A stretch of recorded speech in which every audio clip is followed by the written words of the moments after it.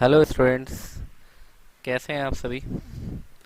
I hope आप सभी अच्छे होंगे और सेफ होंगे और लॉकडाउन का बहुत स्ट्रिक्टली फॉलो कर रहे होंगे, क्योंकि कोरोना से लड़ने का, इस वायरस से, ख़तरनाक वायरस से लड़ने का एक ही रास्ता है कि आप घर में रहें और अपने आप को साफ़ सुथरा रखें, अपने बुज़ुर्गों का ख्याल रखें, बच्चों का ख्याल रखें और किसी को भी घर से बाहर जाने ना दें। बाकी आप समझदार हैं, आप प्रिकॉशनरी मेजर ले ही रहे होंगे।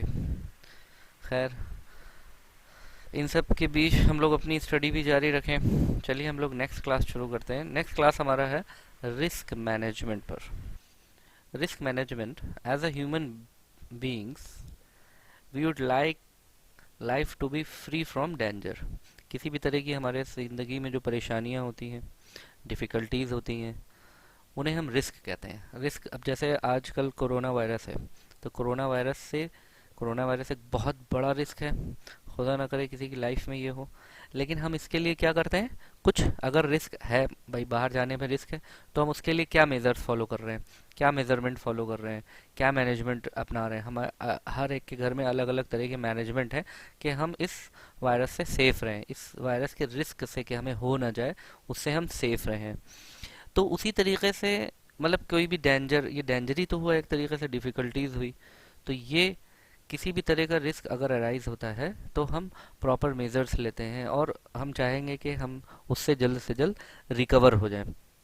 उसी तरीके से सॉफ्टवेयर इंजीनियरिंग में पूरा का पूरा एक रिस्क मैनेजमेंट का पार्ट अलग से होता है, जो कि सिर्फ ये फॉलो करता रहता है कि किस पार्ट में रिस्क है, सॉफ्टवेयर में कहाँ पर रिस्क है। रिस्क कई जगह हो सकता है, जैसे कि सॉफ्टवेयर को एनालिसिस करने में रिस्क हो सकता है कि आपने गलत एनालिसिस कर दी, डिज़ाइन करने में रिस्क हो सकता है कि गलत डिज़ाइनिंग कर दी, या आपने क्या कहते हैं कोडिंग में रिस्क हो सकता है, इम्प्लीमेंटेशन किसी भी स्टेप पे रिस्क हो सकता है। Life is full of risk. हर जगह ही रिस्क है, हमारी हर चीज़ों में, हर एक्शन में रिस्क होता है। कहीं पे कम होता है, कहीं पे ज़्यादा होता है। और अकॉर्डिंगली जिस तरीके से रिस्क मैनेजमेंट का काम क्या होता है, जिस तरह का रिस्क होगा उस तरह का उसका एक्शन होगा कि उसको, उस रिस्क से हम रिकवर कर सकें। तो there are lot of risk management methods which is applied when risk arise in software development. तो risk management involves monitoring of risk. Risk management क्या करता है, मॉनिटरिंग करता है कि कहाँ पर, किस पार्ट पे रिस्क इन्वॉल्व है। क्लियर है। There are some basis for different type of software risk. कुछ जैसे कि एक है स्किल और नॉलेज। अब स्किल और नॉलेज का रिस्क का मतलब क्या है कि जो भी पर्टिकुलर पर्सन, यानी कि सॉफ्टवेयर डेवलपमेंट लाइफ साइकिल में जो भी पर्सन, जो भी टीम इन्वॉल्व है, उनकी स्किल कैसी है। वो स्किल के बहुत अच्छे होने चाहिए, एक्सपर्टाइज होने चाहिए।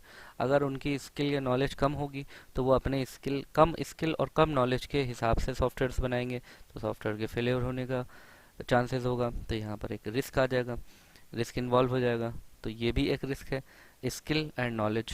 तो स्किल और नॉलेज हमारे पर्सन्स की, हमारी टीम की, हमारे मेंबर्स की अच्छी होनी चाहिए। ये यहाँ पर है स्किल और नॉलेज।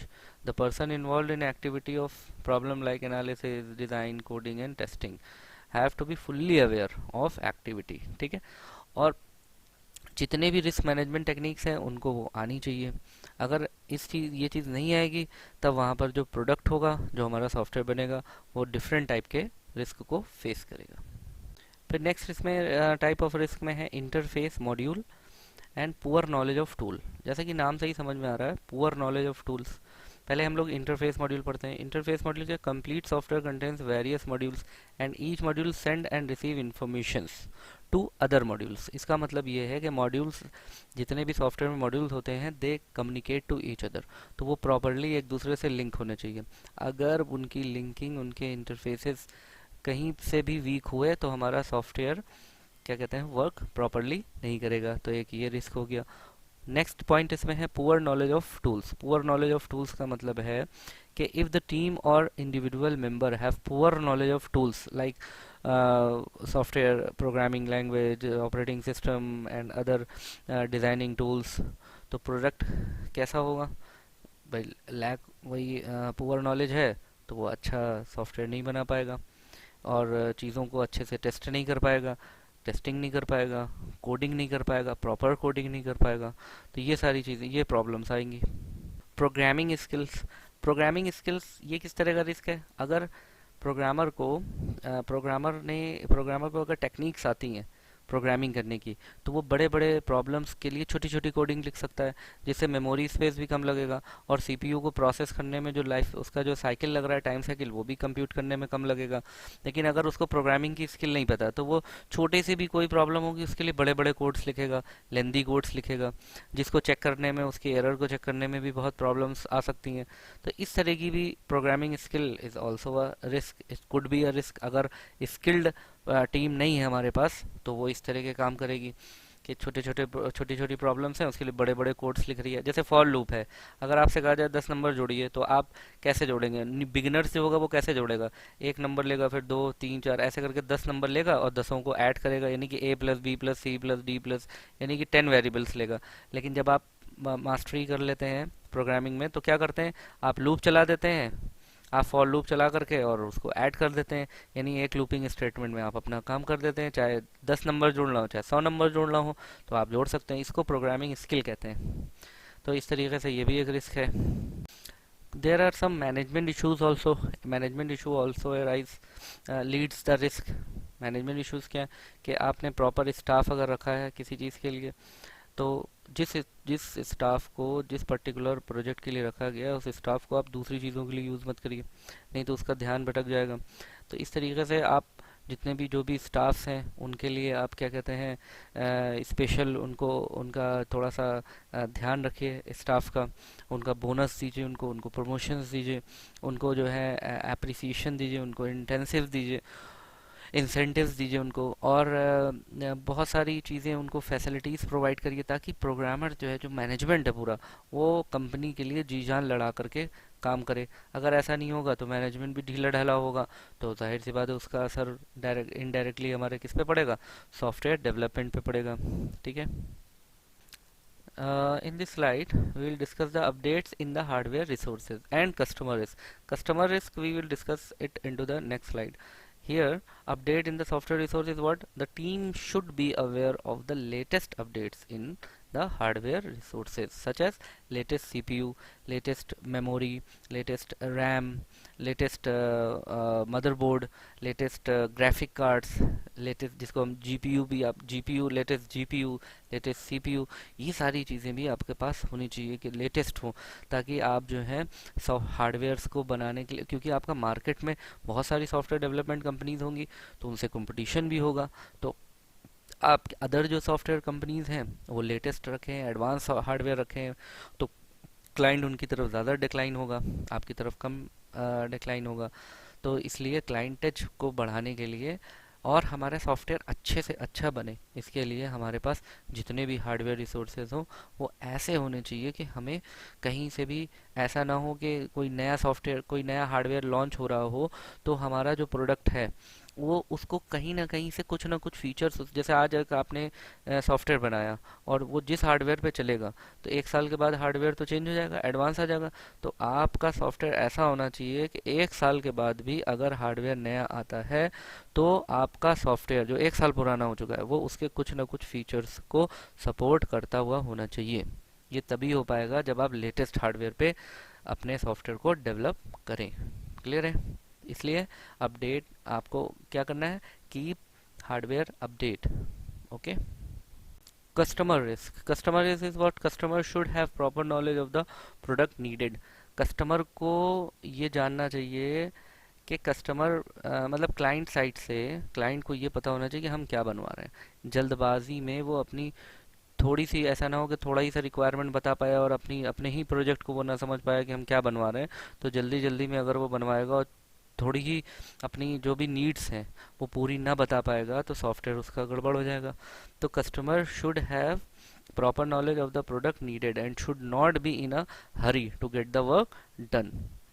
ठीक है। तो इस तरीके से कस्टमर को पूरी नॉलेज होनी चाहिए कि वो क्या बनवाने जा रहा है। Okay. Extra support means the software should be able to support a set of a few extra feature। Software में हमेशा एक्स्ट्रा फीचर्स होने चाहिए ताकि वो क्लाइंट कोई भी एडवांस वर्क उसमें करे तो वो उसको क्या कहते हैं, सपोर्ट करे। इसलिए एक्स्ट्रा सपोर्ट होने चाहिए सॉफ्टवेयर में, यानी एडिशनल फीचर्स होने चाहिए। External risk is what the software should have backup in CDs, tapes and etc, ताकि आपका जो सॉफ्टवेयर है वो अगर आपने एक जगह बना रखा है और उसका बैकअप आपने नहीं रखा तो सॉफ्टवेयर के लॉस हो जाने के चांसेस ज़्यादा होंगे, इसलिए उसका बैकअप रखना है आपको। Fully encrypted with full software license facility, encrypted करके रखना है उसको। और हमेशा always use license software to build the software development. That means at the software development site और software company always installed licensed software on its all machine or all terminal.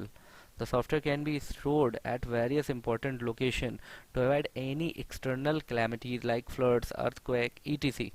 Okay, so uh, uh, uh, these are some important issue by which you can save your software which is developed at software development company. Okay, ये last slide is commercial risk. Commercial risk means होता है, it is this risk is related to the business, pure business.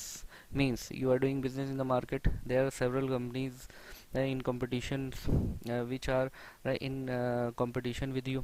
They are also making this software for their clients, तो they take the advantages of your laziness. अगर आप किसी भी client के project में laziness दिखाते हैं तो दूसरी अदर कंपनीज क्या है, other company they keep eye on your company, on you, कि where is what are your loopholes. तो आपके जो लूप होल्स होंगे उन पे आपकी कॉम्पिटिटिव कंपनीज हमेशा नज़र रखे होंगे। तो मार्केट में बने रहने के लिए आपको अपने कॉम्पिटिटर्स को भी ध्यान में रखना है कि they are continuously watching you, क्योंकि वो हमेशा, देखिए ये ह्यूमन नेचर है कि अगर 10 दुकानें हैं तो एक कस्टमर सामने से आ रहा है तो 10 दुकान सोचेंगे, दुकानदार सोचेंगे ये कस्टमर हमारे यहाँ आ जाए। अगर किसी एक के यहाँ चला गया तो बाकी 9 के 9 ये सोचेंगे अगली बार ये वहाँ कैसे ना जाए। तो इसके लिए वो